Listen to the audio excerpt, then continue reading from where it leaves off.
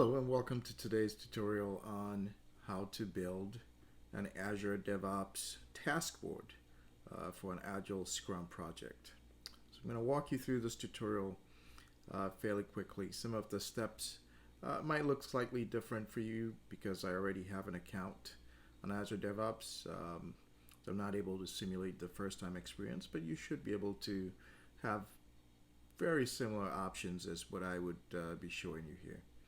All right, so our goal here is to sign in to Azure DevOps, and you'd find the URL posted on the tutorial page.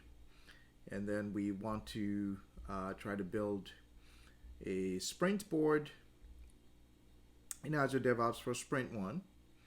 I would encourage you to learn more about user stories and sprint in the course lecture that's also published on Canvas. But once you have a feel for what that means, we're going to create 3 user stories based on these 3 features. I'm not going to create the acceptance criteria. That would be something you would have to do, right? So you'd have to create 3 acceptance criteria for each user story that you create. There are 3 user stories here. And for each user story, you want to include the number of story points, which is basically effort estimates. And down here speaks to how to come up with story points, basically indicating the complexity of that piece of work, especially if it's hard for you to come up with hourly estimates, right? And then we'll try to specify the business priority for those stories based on your understanding of the business needs and the dependencies involved with that.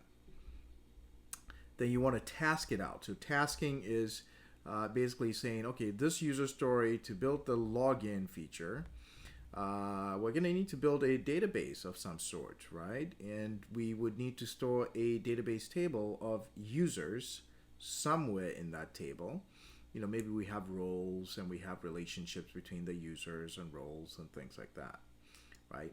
So somebody has to do some database work, right? So I'm going to take this user story and break it up into, first of all, let's come up with a technical design of what it all entails. There's some database work, blah, blah, blah.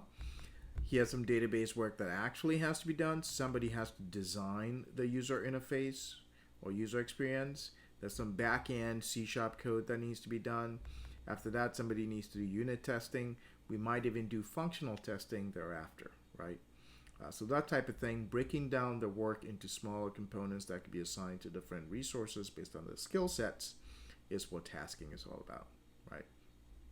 Let's go ahead and get started. So when you're done, your task board should look something like what I have here, right?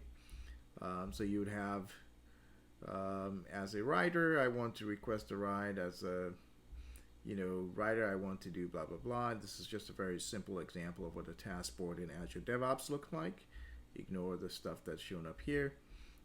You would be able to open up this story and it should look, let me adjust my screen so you can see the whole thing. So you'd have something that looks more like this, right? So here's a story, here's a state. It could be active, resolved, closed. When we first create a story, it's probably new. When we start working on it, we accept that we're going to work on it. We can make it active, set the reason. Here's where we set the iterations of the sprint, and this is where you specify a brief description of the story, and then we'll put in the bullet points for the acceptance criterion here. You're going to specify the story points, number of story points here, and then the priority of the story would be there, right? So basically the aspects that we're going to be using, we'll talk about epics and features down the road. You can also tag different things, but this is where you're going to assign people to this. Now, when you first create a project, you're not going to have anybody else in your project, but when you invite people to your project, then you get a chance to be able to assign work to the people who have been invited to your project, right? Go ahead and close this out. Show you one more thing, backlogs. So in fact, let me take a step back. To get to the sprint board, once you create your project, you'd have to come to sprints. And then, of course, if you've created an iteration, it will be the first one that you see, right? You could also go to backlogs and take a look at a list of epics, which are the highest level of a work item that you can assign to people on your team. So you have a large piece of work that needs to be done. Maybe we're building a mobile app. That's a large piece of work. We're also building a web version. I'd consider that an epic. And then you break down the epic into features. So the hierarchy is there's epics. Epics have features. Features come user stories. And then under user stories, you have tasks, right? So there are multiple user stories here. You see I've created tasks for each one of these. This is the type of hierarchy you're going to be wanting to build. Now, to be able to see this type of thing, you would need to make sure you have this drop down set to epics. If I set it to features, I'm only going to see the features at the top. I can set it to stories, which I believe is the default, then you would only see this level. Usually a good idea to set it to epic so you can see the full breakdown, right? And it's easier for you to add user stories and that type of thing. You're going to find it useful to be able to look at some of the analytics once we get going. I'm going to switch back to Sprint. You can look at a backlog view of this. You can look at the capacity. So if you have multiple people on your team, this is going to be capacity per day. I have set mine to 6 hours. This is in hours per day.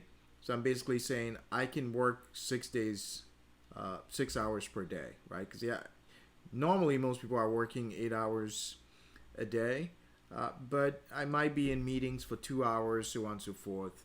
I think I'm only going to be effectively working on this project 6 hours a day, right? So I can set that and what activity I'm assigning it to.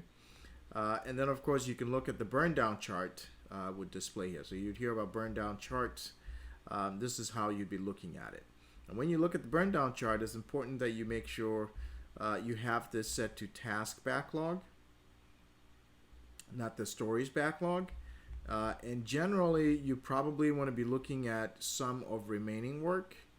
Will give you a very good idea of how things are going. Otherwise, you can look at story points.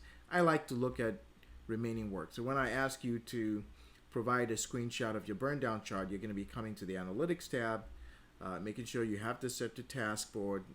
The date should be the date of your sprint, and then you'd be able to see that. All right. So let's get ready to get going here.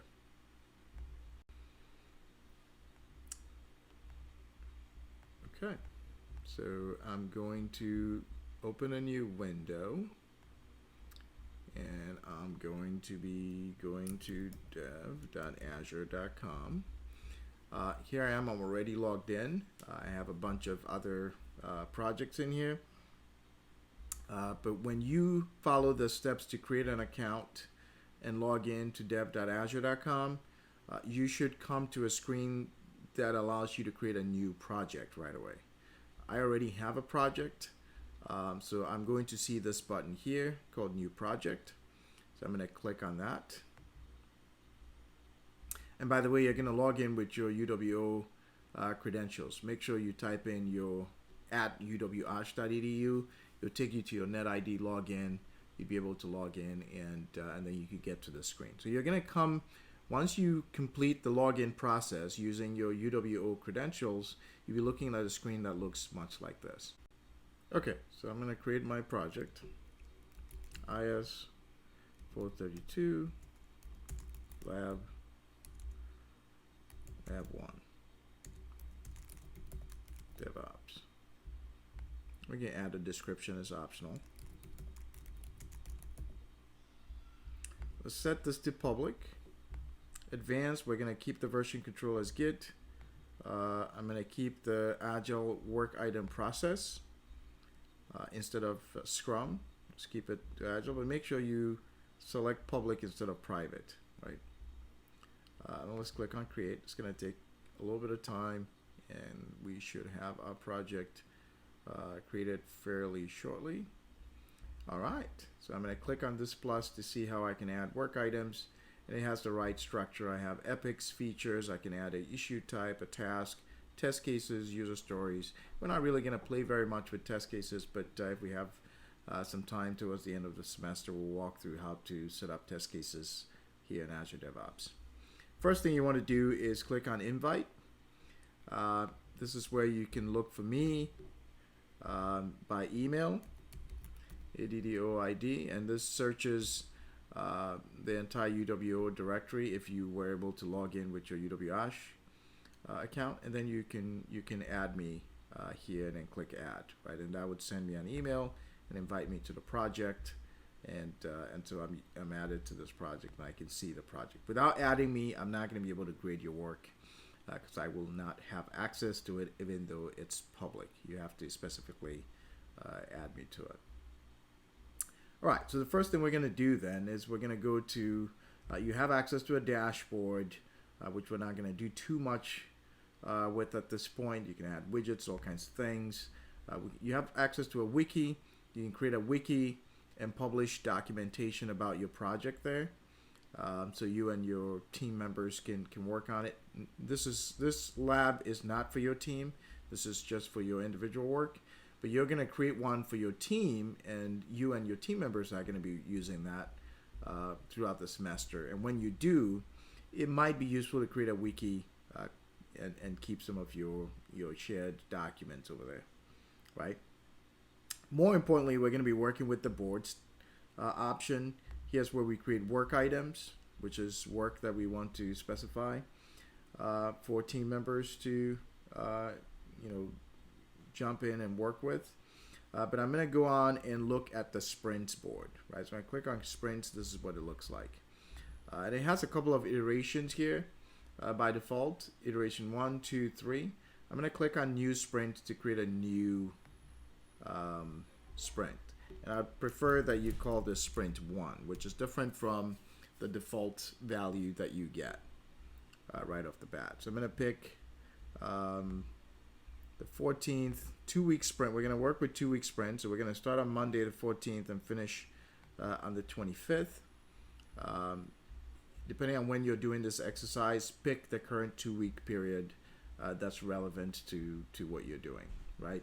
And you're probably going to, in your group project, you're going to be creating multiple sprints. You'd have every 2-week period is a sprint throughout the semester. So you're going to be working in 2-week iterations throughout the semester. I'm going to go ahead and click on create. So now I have sprint 1, and you can see the dates reflect here, and it says I have 9 working days, right? Because we're actually this is 9:15 here, so I've lost 1 day already, but that's no big deal. So what we need to do now is to create a work item. But if you go back to the requirements here, our project feature says the ability for a user to register to use the app. Then a user needs to be able to log in, and they need to be able to designate somebody as an administrator. Registering for the app is the first thing that people have to do, so I'm going to create that story first. So we click on new work item here, and I'm going to create a new user story, and this user story is going to be as a user, I want to register to use the app. So as a role, I want specify the feature. It's to register, some type of verb, and what's the reason for it, so I can use the app, right? I'm going to assign this to myself, right? Make sure you assign user stories to people. And because I'm creating this on the sprint 1, the iteration path is set to sprint 1. Otherwise, you'd have to set that.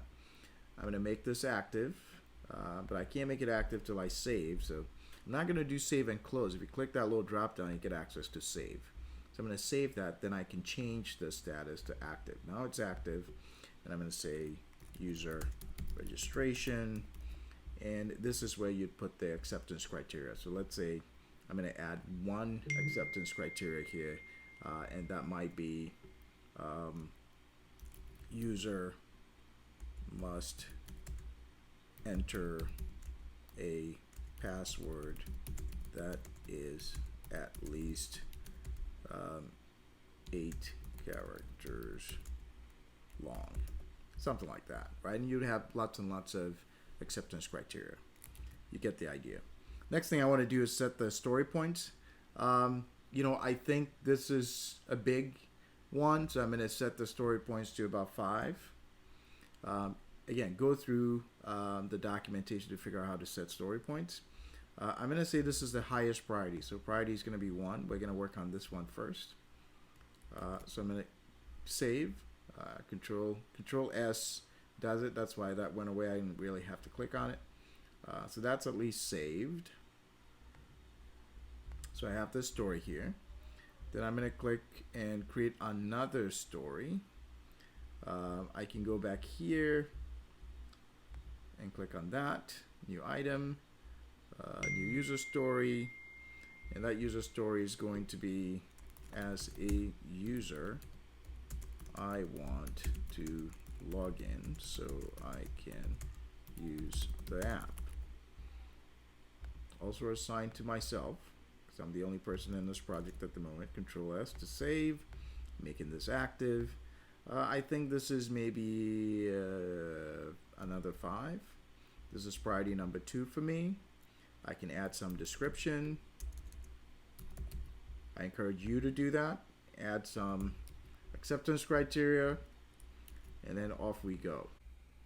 Okay, so now that we've created a couple of user stories, it might be worth simulating a scenario where a product owner is created some user stories, aka requirements, right? And so we get into a sprint planning session, and the team is looking to break down the work.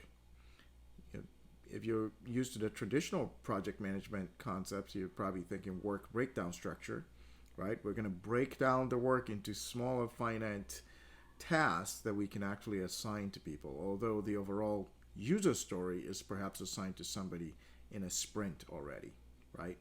So we're going to use the priorities that were set for the user stories by the product owner to kind of drive this discussion. But for the sake of what we need to do at this point, this is going to be more focused on tasking the work. So priority 1 for me is I need to build a user story, some functionality that allows the user to register. So I'm thinking I'm going to add a task, right? So I click this little green icon, new item, select task. And this task is going to be, set up database, right? We need to set up a database table, being the user table, right? Ideally, I'm doing some type of high-level design as I think through this.